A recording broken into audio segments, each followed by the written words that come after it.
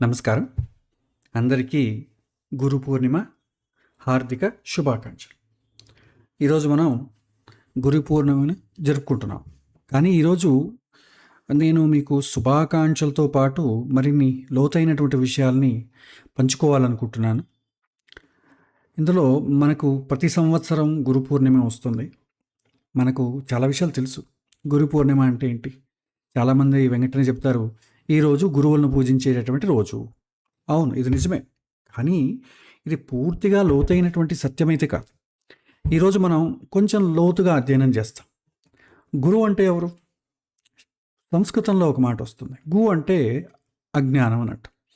రు అంటే తొలగించేవాడు, అజ్ఞానాన్ని తొలగించేవాడు. మన జీవితంలో అజ్ఞానాన్ని తొలగించి సత్యాన్ని చూపించేవాడు అని గురువు.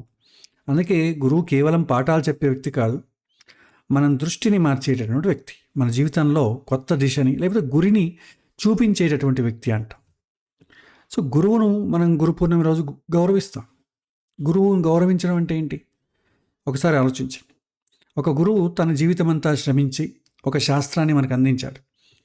ఆయన మరణించిన తర్వాత కూడా ప్రతి సంవత్సరం మనం ఏం చేస్తాం? పూల మాలలు వేస్తాం, పూజలు చేస్తాం, జయంతులు జరుపుకుంటాం.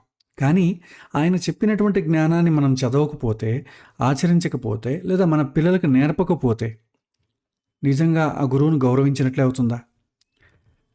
నా దృష్టిలో కాదు అంటాను. ఎందుకంటే గురువు శరీరంలో జీవించడు, గురువు తన జ్ఞానంలో జీవిస్తాడు.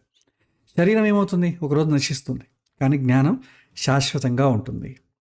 కాబట్టి మనం గురువును అనుసరించడానికన్నా గురువు చెప్పినటువంటి విషయాల్ని ఫాలో అవ్వడం మంచిది. గురువును ఫాలో అవ్వడం మంచిది కాదు, గురువు చెప్పిన విషయాల్ని మనం ఫాలో అవ్వాలి. సో గురువు బోధించినటువంటి తత్వాన్ని మనం ఫాలో అవ్వాలి. ఎందుకంటే ప్రతి నిజమైనటువంటి గురువు కూడా కోరుకునేది ఇదే. నన్ను అనుసరించు అని ఎవరు చెప్పరు. సత్యాన్ని తెలుసుకో అని చెప్తాడు. నాపైనే ఆధారపడు అని చెప్పడు. నీలో ఉన్నటువంటి జ్ఞానాన్ని మేలుకొలుపు అని చెప్తాడు. ఇదే నిజమైనటువంటి గురు లక్షణం అంటాం. సో గురు పూర్ణిమని మనం ప్రతి సంవత్సరం ఎందుకు జరుపుకుంటాం? ఈరోజు మనం మహర్షి వేదవ్యాసుల వారిని స్మరిస్తాం. ఒకసారి ఆలోచించండి. వేదాలను ఒక క్రమబద్ధీకరించకపోతే, మహాభారతం రచించకపోతే, పురాణాలను పరిరక్షించకపోయినట్టయితే ఈరోజు మనకు బహుశా ఒక్క శ్లోకం కూడా మనకు చేరువుగా ఉండేది కాదు. కాబట్టి ప్రాచీన కాలంలో కూడా ఋషి రుణం అంటాం. మన శాస్త్రాలు చెబుతాయి మనం ఋషి రుణంలో ఉన్నాము. దాని అర్థం ఏంటి? కేవలం ఋషులను స్తుతించడం కాదు, వారు ఇచ్చినటువంటి జ్ఞానాన్ని నేర్చుకోవడం, ఆచరించడం, పరిరక్షించడం మరియు తర్వాతి తరాలకు అందించడం. ఇదే ఋషి రుణాన్ని తీర్చడం అంటాం. సో జ్ఞానం కూడా ఒక సంపద కదా. మన పూర్వీకులు మనకు ధనం ఇచ్చి ఉంటే దాన్ని జాగ్రత్తగా కాపాడుతాం. కానీ వారు ఇచ్చినటువంటి జ్ఞానాన్ని కాపాడకపోతే, జ్ఞానం కూడా సంపదే కదా. ఈ జ్ఞాన సంపదను దురుపయోగం చేసుకున్నా లేదా నిరుపయోగం చేసుకున్నా, బాగా జ్ఞానం అయితే పెంచుకున్నాం కానీ దాన్ని ఎక్కడ వాడం. సో భవిష్యత్ తరాలకు మనం అన్యాయం చేసిన వారం అవుతాం. ఎందుకంటే మనకు మన ప్రాచీనంలో ఉన్నటువంటి గురువులంతా సంరక్షించి ఆచరించబట్టే ఇవాళ మనకు అన్ని విషయాలు, జ్ఞానంలో చాలా విషయాలు మనకు తెలుస్తున్నాయి. మనం తర్వాత తరాల వాళ్ళకి చెప్పకపోయామనుకోండి, కొన్ని తరాలు నష్టపోతాయి. కాబట్టి మనం ఏం చేయాలి? ప్రతి ఒక్క విద్యార్థి కూడా గురువు కావాలి. ఇక్కడ ఉన్న మీలో ప్రతి ఒక్కరు కూడా ఎప్పటికీ విద్యార్థుల్లాగే ఉండకూడదు. ఒకరోజు ఎవరికో ఒకరికి గురువు కావాలి. అది స్కూల్ టీచర్ కావడం అవసరం లేదు. జ్ఞానాన్ని పంచే వ్యక్తిగా మారడం, మీ పిల్లలకు, మీ కుటుంబానికి, మీ సమాజానికి మీకు తెలిసినటువంటి సత్యాన్ని అందించడం. ఒక దీపం మరో దీపాన్ని వెలిగిస్తుంది. మొదటి దీపం వెలుగు తగ్గదు, అలాగే జ్ఞానం పంచిన కొద్దీ పెరుగుతుంది. కాబట్టి తర్వాత తరాల వాళ్లకు జ్ఞానం అందాలంటే మనం దాన్ని సంరక్షించి ఆచరించి వాళ్లకు బోధించేటటువంటి గురువు అవ్వాలి. కాబట్టి గురు పూర్ణిమ రోజు మనం ఏం చేయాలి?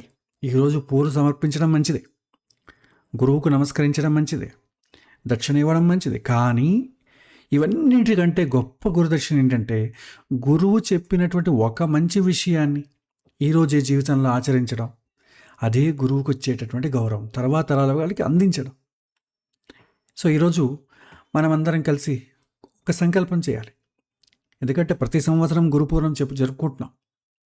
వేదవ్యాసుల వారిని స్మరించి ఉపన్యాసం ఇచ్చి తర్వాత సాయంకాలానికంతా మర్చిపోతాం. అలా కాకుండా వచ్చే గురు పూర్ణమి రోజు వరకు మనం ఏం నేర్చుకున్నాం, ఇవాళ ఏం నేర్చుకున్నాం, ఈ సంవత్సరం పాటు ఏదో ఒకటి సాధించేలా మన సంకల్పం ఉండాలి.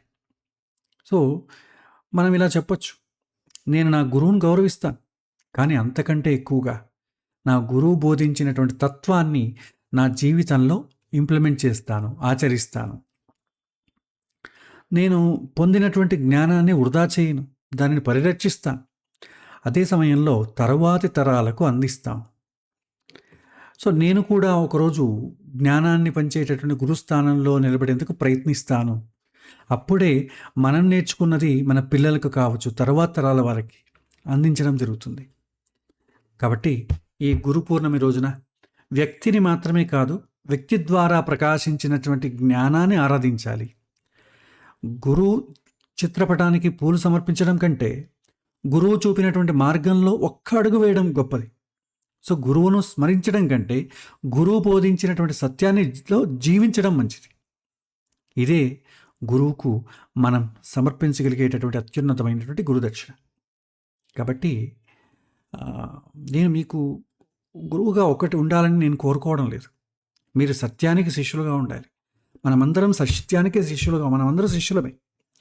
ఆ సత్యాన్ని మన జీవితంలో వికసింపజేసి రేపు మరొకరికి వెలుగునిచ్చే గురువులాగా ఎదగాలి.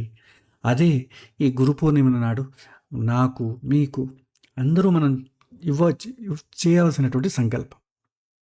సో మరొకసారి అందరికీ కూడా గురు పూర్ణిమ శుభాకాంక్షలు తెలుపుకుంటూ నమస్కారం.